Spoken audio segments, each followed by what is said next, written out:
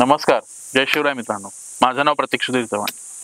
तर आपण सगळेच जाणतो की आपला आत्ताचा जो रायगड म्हणजे आपली महाराजांची जी राजधानी, त्याचप्रमाणे कोकणचं महाद्वार असलेला प्रतापगड, जी नंतर शिवप्रताप भूमी म्हणून आपल्याला ओळखीस आली, हे सगळं आणि तो सगळा परिसर हा महाराजांच्या आधी, शिवरायांच्या आधी जावळीच्या मोरे घराण्याच्या आतमध्ये होता, त्यांच्या अंडर होता. तर हे मोरे घराण्याचे होते, हे 7 भाऊ होते, 7 मोऱ्यांचं राज्य होतं. आणि मागच्या भागात पाहिल्याप्रमाणे त्यांचं हे राज्य वेळणा नदीपासून ते वशिष्ठी नदीपर्यंतचं होतं. तर आजच्या भागाचा मुद्दा असा आहे की शिवरायांचा आणि चंद्रराव मोरे यांचा झगडा झाला कशामुळे. तर झालं असं की चंद्रराव ही एक पदवी होती आणि त्या 7 मोऱ्यांमधली ही एक पदवी हे 7 जण मिळून ठरवायचे आणि एकाला ती पदवी द्यायचे आणि तो त्यांचा राजा असायचा. तर झालं असं की दौलतराव मोरे हे एक्झिस्टिंग चंद्रराव मोरे होते, म्हणजे ते एक्झिस्टिंग राजे होते.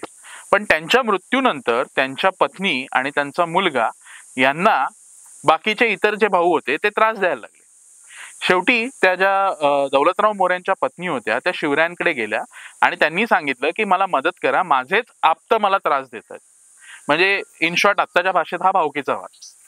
तर शिवरायांनी त्यावेळेस त्यांना मदत केली, जावळी त्यांनी घेतली नाही. जावळीवर त्यांनी त्या यशवंतराव मोरे म्हणजे दौलतराव मोऱ्यांचा मुलगा यशवंतराव मोरे याला बसवलं, त्याला चंद्रराव किताब दिला आणि त्याला राजा केलं.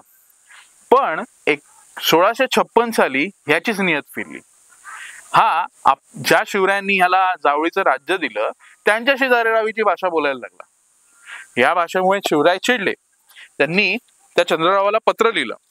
त्या पत्रात शिवराय असं म्हणतात, तुम्ही मुस्तफत राजे म्हणविता, राजे आम्हा श्री शंभूने राज्य दिले, तर तुम्ही राजे न म्हणवावे. आमचे नोकर होऊन आपला मुलूक खाऊन हमार हा चाकर करावी, नाहीतर बदफैल करून फंद कराल तर जावळी मारून तुम्हास कैद करू. तर यावर तो चंद्रराव मोरे असं म्हणतो की स्वतःचे घरी मुस्तफत राजे म्हटिल्यावर कोण मानतो. म्हणजे त्याची हिंमत बघा, त्या चंद्ररावाची हिंमत आपल्या महाराजांना. असं म्हणतो तो, येता जावळी होता गवळी, पुढे एक मनुष्य जिवंत माघारी जाणार नाही. तुम्हामध्ये पुरुषार्थ असेल तर उदय घेणार ते आजच या. आम्ही कोकणचे राजे, आमचा राजा श्री महाबळेश्वर त्याच्या कृपेने राज्य करीतो. आम्हा श्री कृपेने बादशाने राजे किताब मोर्चेल सिंहासन मेहरबान होऊन दिदले. आम्ही दाईमदारी दर पिढ्या राज्य जावळीचे करीतो. म्हणजे बघा किती त्याच्यात माज होता. म्हणजे त्या आदिलशाह बादशाने दिलेल्या जोरावर हा एवढ्या उड्या मारत होता. त्यावर आपले शिवराय म्हणतात, त्यांना प्रचंड राग आला. त्यांनी शेवटचं पत्र त्या चंद्ररावाला लिहिलं.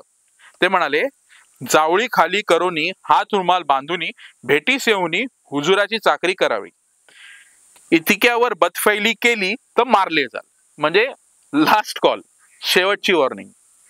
हे पत्र पाठवून सुद्धा चंद्रराव काय बदला नाही.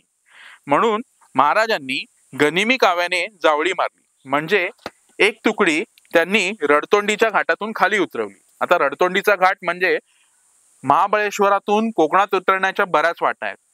एक तर तो पारचा घाट आहे, दुसरा रडतोंडीचा घाट आहे, घसरणीचा घाट आहे, असे बरेच घाट आहेत. तर एक महाराजांनी तुकडी रडतोंडीच्या घाटाने उतरली आणि ते मोऱ्यांच्या सैन्याला समोरी गेले आणि महाराज स्वतः नेसणीच्या घाटाने 2000ची फौज घेऊन जावळी मागच्या बाजूने घेरून त्यांनी जावळी मारली.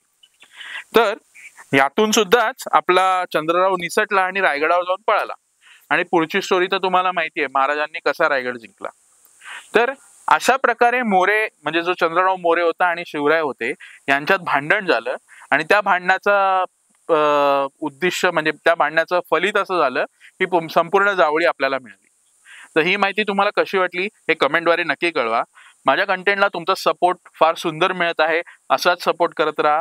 माझे व्हिडिओ तुम्हाला आवडत असतील तर जास्तीत जास्त आपल्या मित्रांबरोबर शेअर करा, लाईक करा आणि सबस्क्राईब करा. धन्यवाद.